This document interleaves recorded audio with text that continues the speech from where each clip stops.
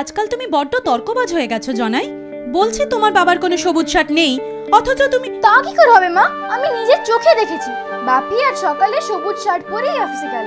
আমি বলছি তোমার বাবার কোনো সবুজ শার্ট নেই। আমি যে দেখলাম মা বাপি সবুজ শার্ট পরে। একেবারে বাজে কথা, আমি নিজের হাতে সাদা শার্ট ইস্ত্রি করে দিয়েছি। কি জানি, আমি দেখলাম সবুজ। তোমার চোখ তার মানে খারাপ হচ্ছে জনাই, রং চিনতে পারছো না। হবেও মা। মা দেখো দেখো, রাস্তা দিয়ে প্যারাম্বুলেটরে একটা ছেলে একা একাই চলছে, কেউ ঠেলে নিয়ে যাচ্ছে না। হ্যাঁ, কেউ ঠেলে নিয়ে যাচ্ছে না? দেখছো না, প্রাণটা নিজে নিজেই চলছে। আশ্চর্য তো, তোর চোখের কি হলো বলতো জনাই? বণিক কাকিমা ঠেলে নিয়ে যাচ্ছে 6 মাসের ছেলেটাকে, তুই দেখতেই পাচ্ছিস না? বণিক কাকিমা ঠেলে নিয়ে যাচ্ছেন? কই, আমি তো দেখতেই পাচ্ছি না। তোর চোখ এত খারাপ হয়ে গেছে জনাই? কই, আমি তো সবকিছুই দেখতে পাচ্ছি। বণিক কাকিমা কোথায়? দুষ্টুমি হচ্ছে না? ওই তো ওরা চোখের আড়ালে চলে গেল, এখন আর দেখবি কি করে? ঠিক আছে, আমি এখানেই বসে থাকছি, প্যারাম্বুলেটর যখন ফিরবে তখন দেখব বণিক কাকিমাকে দেখা যায় কিনা। থাক তুই বসে, আমি ততক্ষণ ঘরের কাজ সারি গিয়ে। বাবা, বারান্দায় বসে কি করছো মা? মা দেখো দেখো, আমি বলেছিলাম না বাপির শার্টের পেছনটা সবুজ, দেখে যাও। আরে এই সত্যিই তো, তোমার পিঠে কে সবুজ রং দিল গো? দেখো না, যত অসভ্য ছেলের দল, দোল এসে গেছে তো। কি বলেছিলাম না, আমি দেখেছি। কিন্তু তোমার মুখটা অমন থমথম করছে কেন? দুঃসংবাদ আছে। হ্যাঁ, জানাই, ভেতরে যাও তো মা। যাই। কি হয়েছে, কি ব্যাপার? সকালে মিসেস বণিক ওর বাচ্চাটাকে প্রেমে করে। হ্যাঁ হ্যাঁ, বেড়াতে বেরিয়েছিলেন তো। মিসেস বণিক একটা গাড়িতে রানু ভুলে মারা গেছে। কি বলছো তুমি? উনি তো গাড়ি ঠেলে ঠেলে বাজারের দিকে। হ্যাঁ, ওইখানে একটা গাড়ি ব্রেক ফেল করে। আশ্চর্য, জনাই বলেছিল ও মিসেস বণিককে দেখতে পাচ্ছে না। তার মানে? ও এই কথাও বলেছিল জানো, তোমার পিঠের জামায় সবুজ রং। তুমি বলছো আগে থেকেই? আমার ভীষণ ভয় করছে গো, একবার ডাক্তার দেখাবে প্লিজ, কোনো সাইকিয়াট্রিস্ট। হ্যাঁ বেশ, তো কালই চলো। হ্যাঁ তাই চলো। বসুন, কেস হিস্ট্রিটা বলুন। ম্যাডাম, ও মাঝে মাঝেই না জীবন্ত মানুষকে আর দেখতে পাচ্ছে না, এবং দেখতে না পেলে সে লোকটি না আর বেঁচে থাকছে না। কিন্তু মিসেস রায়, বিজ্ঞান তো এমন অদ্ভুত ব্যাপার বিশ্বাস করবে না, তাই না?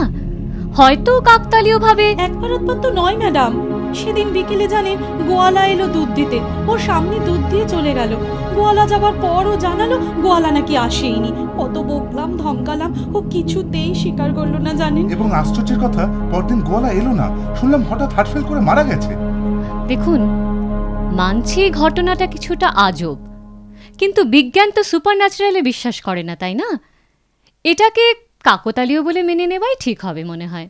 কিন্তু ম্যাডাম, গতকাল যা ঘটেছে তাকে আমি কোনো মতেই কাকতালীয় বলে মনে করতে পারছি না। গতকালের ঘটনা শুনলে আপনিও স্বীকার করবেন, সম্ভবত চিকিৎসা বিজ্ঞানের সীমার বাইরে একটা এলাকা আছে যা।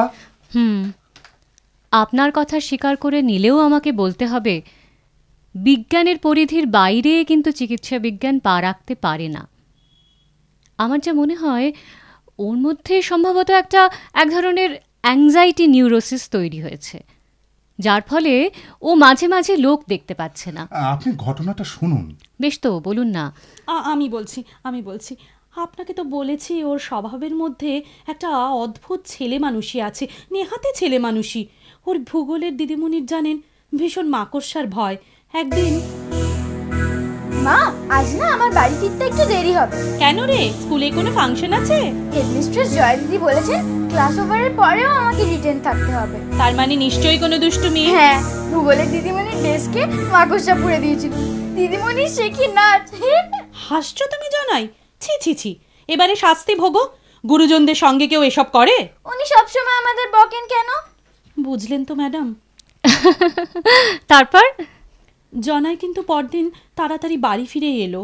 আমি বললুম, কিরে জনাই, জয়াদি ছেড়ে দিলেন, শাস্তি দিলেন না? খুব মজা হয়েছে মা, দারুণ লাগ।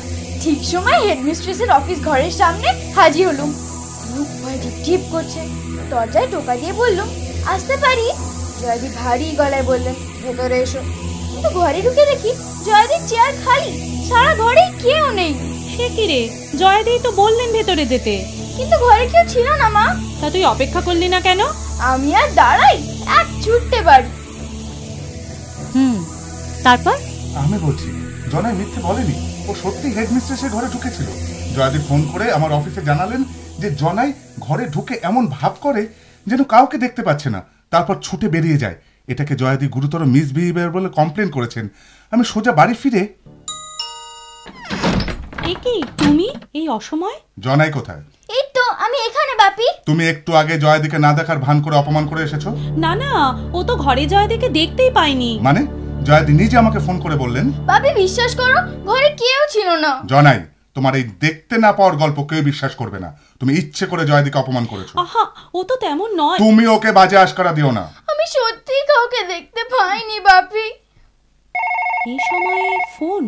নিশ্চয়ই অফিস থেকে। হ্যালো, হ্যাঁ বলছি। কি বললেন? মারা গেছেন? হ্যাঁ, জয়াদি স্টাফ রুমে সবার সামনে হঠাৎ কথা বলতে বলতে? সত্যি স্ট্রেঞ্জ। এটাকে কাকতালীয় বলতে আমার বাধছে, কিন্তু আবারও বলবো, বিজ্ঞান তো জানা ব্যাপার নিয়েই চলবে, তাই না?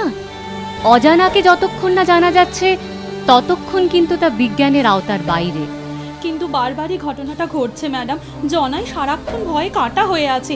এই বুঝি চোখের সামনের মানুষটি তার আর চোখে পড়বে না? এই আতঙ্ক বিকারে পরিণত হবে না তো ম্যাডাম? দেখুন, একজন বিজ্ঞান মনস্ক ব্যক্তি হিসেবে আমি এটুকুই বলবো, এর ব্যাখ্যা আমি জানি না। আচ্ছা ঠিক আছে, আমি ওকে একটা নার্ভ সুদিং এর ওষুধ দিচ্ছি, কিছুদিন খেয়ে দেখুক। যদি ভালো হয় ভালো, আর না হয় বরং ব্যাঙ্গালোরের নিমান্সে গিয়ে ওকে একটু চিকিৎসা করান। ও সেরে যাবে তো ম্যাডাম?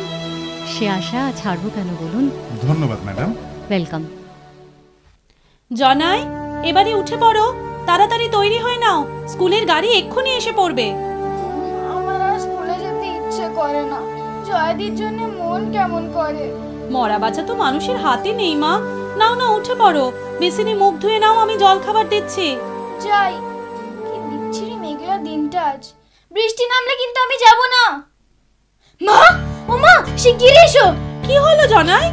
মা, মা বেসিনের উপরের আয়নায় দেখো। কি দেখবো? কি আয়নার কাজটা একটু আগেই মুছে সাফ আয়নার করেছি। ভিতরে দেখো মা। আয়নার ভেতরে তোর আর আমার মুখ? মা, শুধু তোমার মুখ মা। আমি কোথায়? কি বলছিস? কি বলছিস জনাই? ওই তো তুই আর আমি পাশাপাশি। মা, শুধু তোমার মুখ মা। আমি নিজেকে দেখতে পাচ্ছি না মা। কি হবে? কি হবে এখন?